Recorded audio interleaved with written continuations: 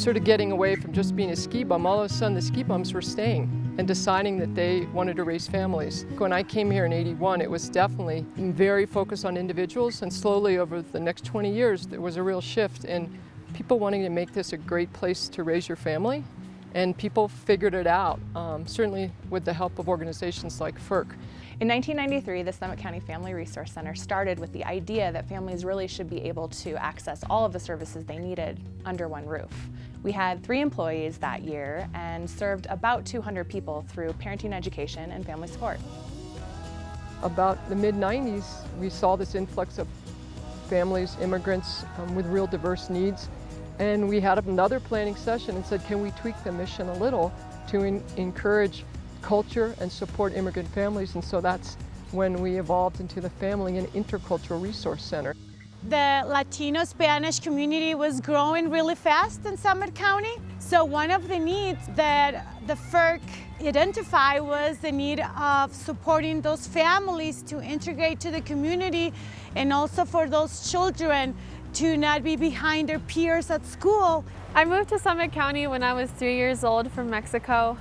My parents brought me here in hope for a better life, and Summit County couldn't have been a better county to grow up in. One of the main goals of Families United was to support the parents with resources, tools, so they can be their first teachers of their children, and those children can reach their potential. Once Patty started visiting us with the home visits and connecting us to other families, that's when we were able to establish lifelong friends that we still have connections to today. I remember Paloma when she started the program. She was 3 years old. She was a very happy girl, and she had the support of her mom and her family. So it was easy for them to be part of the program. So I saw the benefit of her receiving home visits. In addition, attending preschool, she was learning English very fast and adapting to her new community in a very healthy, happy, organic way. I was always excited for Patty to come visit us because she always brought fun activities for us to do, and we all got involved as a family. Definitely feel like when I went to school I was at a better place, because with all the kids that I connected through Families United, they went to the same school, so we were able to connect, and my mother was able to connect with their parents, and so we felt part of the community. Families United really gave FIRC the opportunity to create meaningful relationships with the families that we were serving. It allowed us to really understand the challenges they were facing and then be responsive with our programming. Because those relationships already existed when the recession hit in 2008, we were really able to be a source of strength for those families. Coming out of the recession, we saw a huge change in the kinds of clients we were serving. It was really about meeting the needs of all of our working families, middle class or otherwise. For 25 years, as we've worked with working families in Summit County, there have always been 3 primary challenges. It's been the struggle to afford access to health care, housing, and childcare. And when we look back at the family's budget, the sort of average middle-class working family's budget 25 years ago, they could get to the end of the month, pay for those 3 things in food, and really have about $900 left.